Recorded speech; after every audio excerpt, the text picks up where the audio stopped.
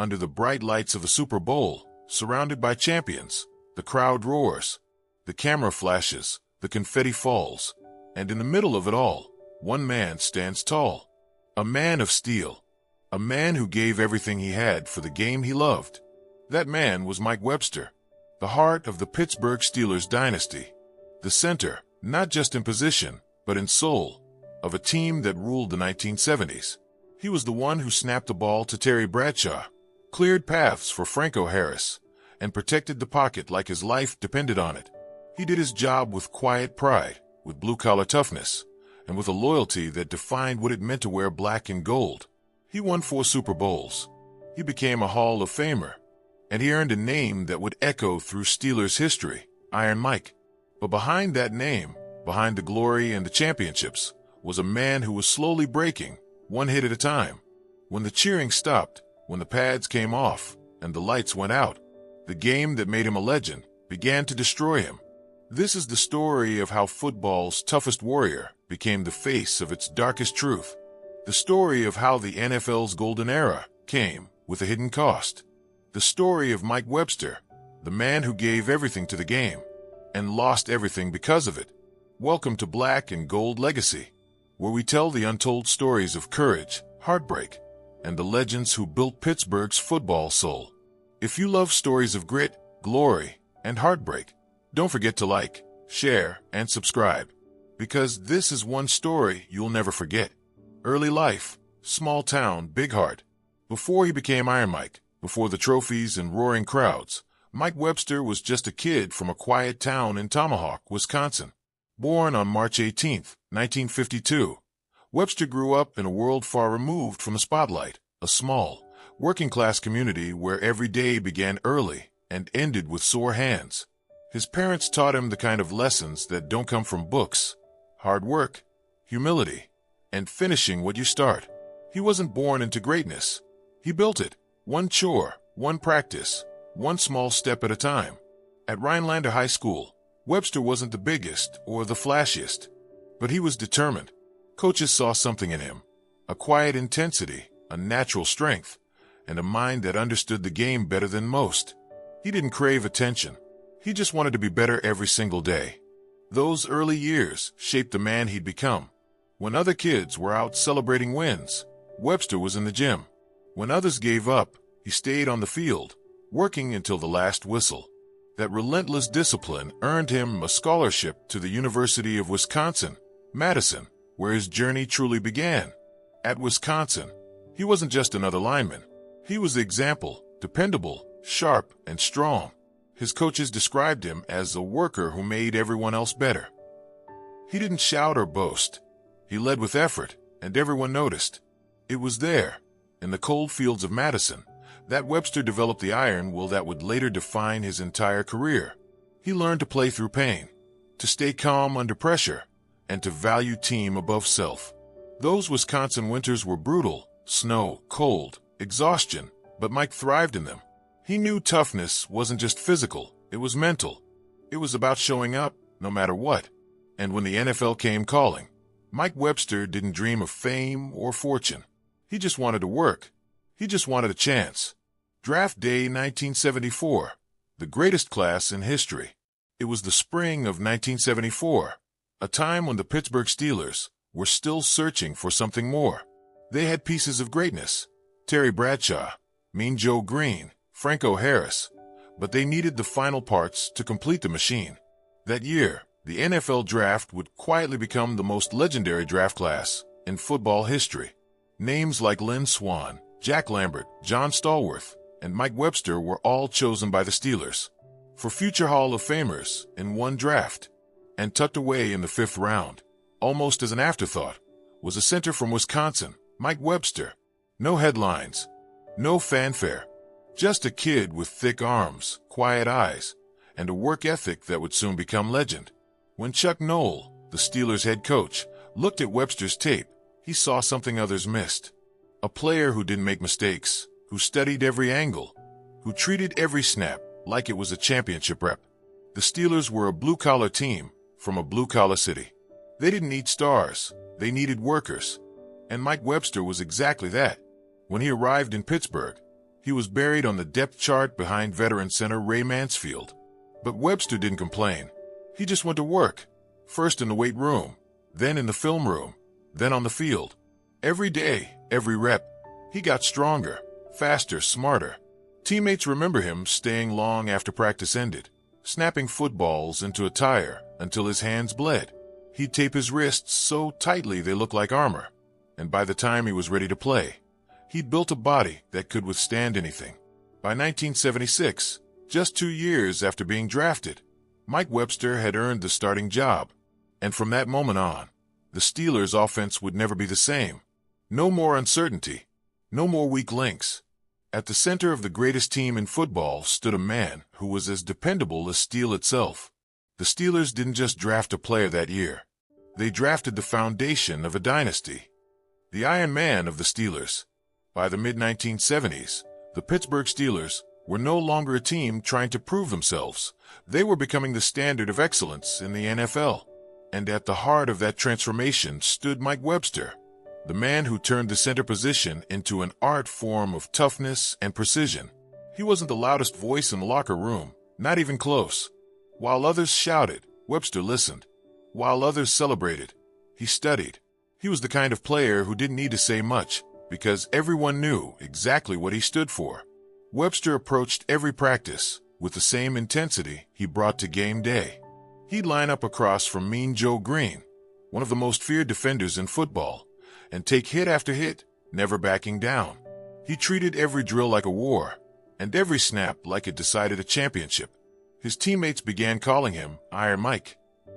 Not just because of his strength, though that was legendary, but because of his durability and discipline. Webster played through injuries that would have sidelined most players. Broken fingers, he taped them together and snapped the ball anyway. Concussions, he shook them off before anyone even knew what the word CT meant. He was relentless, not out of pride, but out of duty. He understood that being a Steeler meant something more than a name on a jersey. It meant you carried a city on your shoulders, a city of factory workers, coal miners, and families who saw themselves in every tackle, every block, every bruise. As the years passed, Webster became the glue of the Steelers' offense. He protected Terry Bradshaw, cleared lanes for Franco Harris, and commanded the line like a field general. He made split-second adjustments at the line, reading defenses, communicating silently with his quarterback. Every great Steelers play started in the same place, with Mike Webster's hands on the football. He wasn't chasing headlines. He was building legacies. Between 1976 and 1988, he played in 150 consecutive games, a streak of endurance that defined his nickname, Iron Mike. Teammates said if you needed a leader, you looked at Mike. If you needed calm under pressure, you found Mike. And if you wanted to know what a Steeler was supposed to be, you watched Mike Webster. In a team of legends, he was the foundation, the man who made sure everything ran right, no matter the cost to himself. The glory years, building a dynasty, the late 1970s, weren't just good years for Pittsburgh football. They were historic. The city was built on steel, sweat, and sacrifice. And now their football team, the Pittsburgh Steelers, mirrored that same spirit. Tough, relentless, and built to last. At the heart of it all stood Mike Webster, commanding the line with silent authority. He didn't need fame. He didn't chase the camera. But if you asked anyone in that locker room who they trusted most, the answer was always the same. Number 52. Super Bowl IX, the first crown. January 12, 1975. The Steelers faced the Minnesota Vikings. It wasn't pretty football. It was cold, muddy, and brutal. Exactly the kind of game Webster was built for. The Steelers dominated the trenches, and Webster's blocking paved the way for Franco Harris to rush for over 150 yards. The Steelers won their first ever Super Bowl, 16-6. And in the locker room afterward, Webster wasn't celebrating loudly. He just sat quietly, smiling, knowing the dynasty had only begun. Super Bowl X, the proving ground. The next year, Pittsburgh met America's team, the Dallas Cowboys. Under the bright Miami lights, the nation watched as the Steelers cemented their identity. Lynn Swann's catches stole the highlights, but every one of those plays began with Webster snapping the ball, controlling the chaos, and protecting Bradshaw. Another title. Another step toward immortality. Super Bowl 13 and 14. The dynasty is complete. By 1979, the Steelers weren't just champions. They were a machine. Webster, now a veteran, was the anchor of an offensive line that refused to break. They bulldozed defenders, dominated the clock, and broke teams with physicality. Super Bowl 13, another win over Dallas. Super Bowl 14, victory over the Los Angeles Rams. 4 Lombardi trophies in just 6 seasons. The unsung leader. While Terry Bradshaw and Franco Harris became household names, Mike Webster was the man behind the curtain, the steady hand in every moment of chaos. He led by example. He trained harder than anyone. He studied film like a scientist. He was the kind of player every great dynasty needs, the one who holds it all together. Teammates would later say that Webster wasn't just part of the Steelers dynasty. He was the dynasty. He embodied the team's identity. Tough, loyal, selfless, and unbreakable. By the time the 1980s began, Webster had 9 Pro Bowl selections for Super Bowls and the respect of every man in that locker room. He had everything a player could dream of. But soon, he'd learned that every hit, every tackle, every snap had been taking something from him. Something he wouldn't realize until it was too late. The beginning of the end. By the mid-1980s, Mike Webster had done it all. For Super Bowl rings, 9 Pro Bowls, a Hall of Fame reputation already sealed, even if he didn't know it yet. But beneath the surface, something was changing. Years of hits, thousands of collisions at the line of scrimmage, had begun to take a silent toll. He'd played through pain for so long, he'd stopped noticing it. Headaches, dizziness, blackouts, to him, it was just part of the job. In those days, no one talked about concussions. You got your bell rung. You got back up, and you played. That was the code. That was football.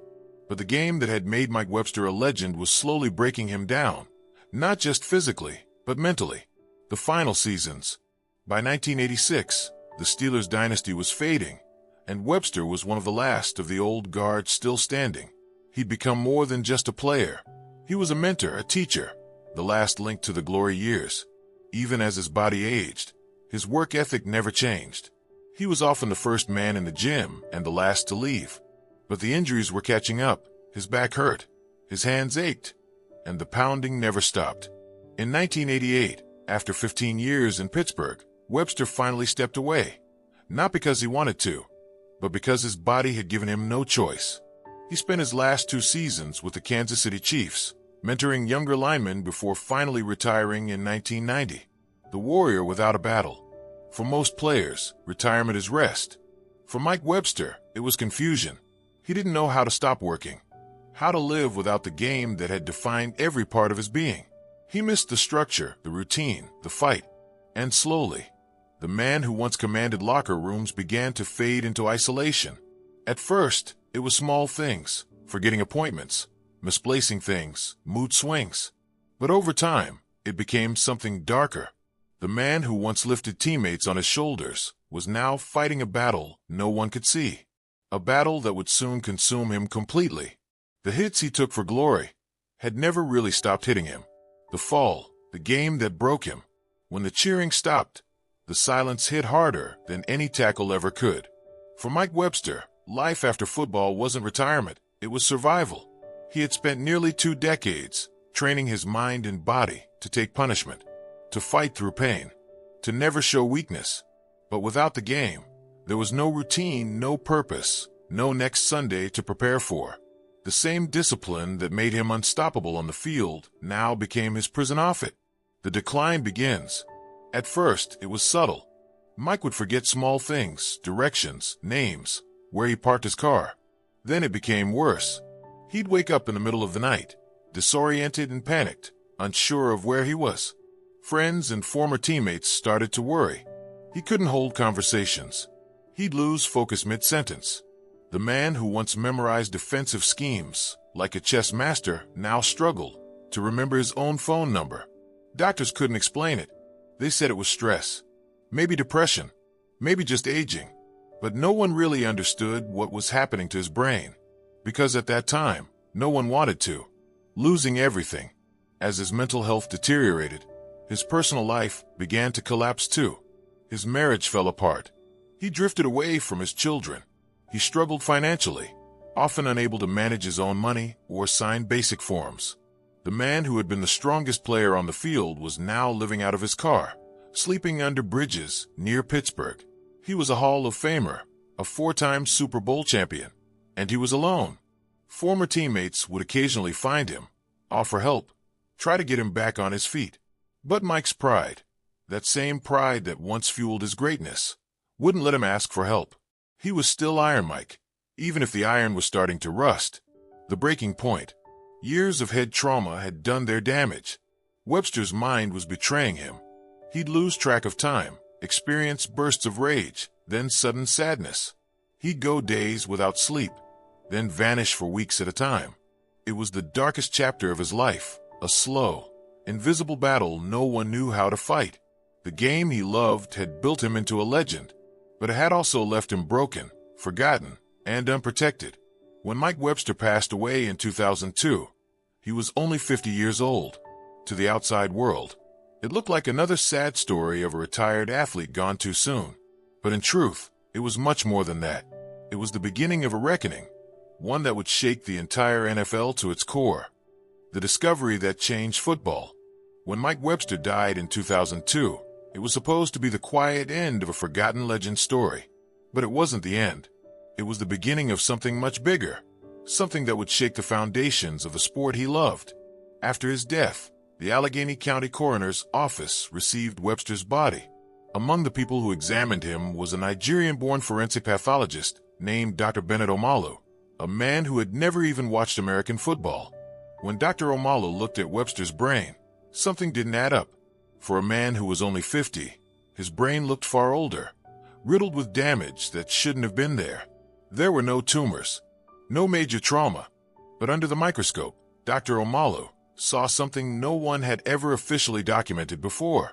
Tiny brown clumps of protein-choking brain cells, the kind seen in people with Alzheimer's or dementia. He called it chronic traumatic encephalopathy, or CTE, a degenerative brain disease caused by repeated head trauma. The truth football didn't want to hear. Dr. Omalu published his findings in 2005, revealing that Webster's years of hits, the ones that made him a legend, had also destroyed his brain. The discovery was groundbreaking and controversial. The NFL pushed back hard. They denied the findings. They questioned Omalu's credibility. They even tried to discredit his research. But the evidence was there.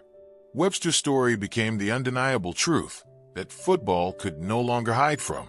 The hits, the concussions, the violent collisions, they weren't just part of the game. They were killing the players who made the game great. The ripple effect. After Webster, more former players came forward, suffering the same symptoms: confusion, depression, memory loss, rage. Names like Terry Long, Andre Waters, Jr. So, and Dave Durson followed, all showing signs of the same condition. The NFL was forced to respond. Concussion protocols changed. Helmet technology improved. Player safety became a national conversation. And it all started because one man, Mike Webster, refused to quit, even in death. His brain became the proof that the sport he helped build was also hurting its own heroes. A legacy of awareness. Dr. Omalu's discovery eventually inspired a global movement, new research, documentaries, and even a Hollywood film titled Concussion, 2015, where Will Smith played Omalu and brought Webster's story to millions. But beyond the headlines in Hollywood, one truth remained. Football would never be the same again. Mike Webster's pain gave meaning to every rule change, every safety measure, and every helmet redesign. He became the martyr of modern football, the player who didn't just play the game, he changed it. Legacy, the price of greatness. Every dynasty has its heroes, but not every hero gets to see the full weight of their legacy. For Mike Webster, that legacy came at a cost few could ever understand. He gave his youth, his health, and eventually his peace of mind to the game of football. And yet, in doing so, he changed it forever. The Hall of Fame Ironman. In 1997, 5 years before his death, Mike Webster was inducted into the Pro Football Hall of Fame. Standing on that stage in Canton, Ohio, wearing his gold jacket, he looked every bit the champion he had always been. He thanked his teammates, his coaches, and the city of Pittsburgh, the people who had become his extended family. No one could have guessed that behind that smile, he was already fighting the disease that would later take him. Even then, he was still Iron Mike, proud, humble, and unwilling to show weakness. The man who changed football. Today, every time a player is checked for a concussion, every time a game pauses for a head injury review, every time a rule is adjusted to protect players' health, that's Mike Webster's legacy in action. His suffering forced the NFL to evolve. His story gave a voice to countless players who once thought they had to stay silent about their pain. What was once ignored is now studied. What was once denied is now proven. What was once part of the game is now seen for what it truly is, a human cost. The soul of Pittsburgh. To the city of Pittsburgh, Mike Webster will always be more than a player. He was the embodiment of everything the Steelers stood for: toughness, loyalty, sacrifice, and heart. He worked like the fans he played for. He hurt like them. And in the end, he stood for something greater than football. Teammates still call him the quiet heartbeat of the dynasty. The man who asked for nothing, gave everything, and never stopped caring about the people around him. In a sport built on power and glory, Mike Webster's legacy reminds us of the cost behind both. He was the foundation of a dynasty, the soul of the Steelers, and the reason football changed forever. He didn't set out to make history. He just wanted to do his job. But in the end, his story became the most powerful reminder in NFL history. Sometimes, greatness doesn't just come from what you win, but from what you endure. The story of Mike Webster is not just about football. It's about what happens when the game you love becomes the battle you can't win. He was a man who represented everything beautiful about the sport: discipline, strength, loyalty, and sacrifice. He played with heart. He led with quiet power. He protected his teammates, his quarterback, and his city with everything he had. But in the end, the game that made him a legend also took him apart. He won 4 Super Bowls, built a dynasty, and became a Hall of Famer. But he also became the first visible reminder that football's glory has a price. His pain became a warning. His story became a lesson. And his name became a legacy. Every time a player walks off the field safely, every time a doctor checks a helmet, or a coach pulls a player for a concussion test, somewhere in spirit, Mike Webster is there, still protecting his teammates, even in death. He won 4 Super Bowls. Then the game destroyed him, the Mike Webster story. If you believe in stories that reveal the heart, pain, and power of the game, don't forget to like, share, and subscribe. Because here, at Black and Gold Legacy, we honor not just the victories, but the sacrifices behind them.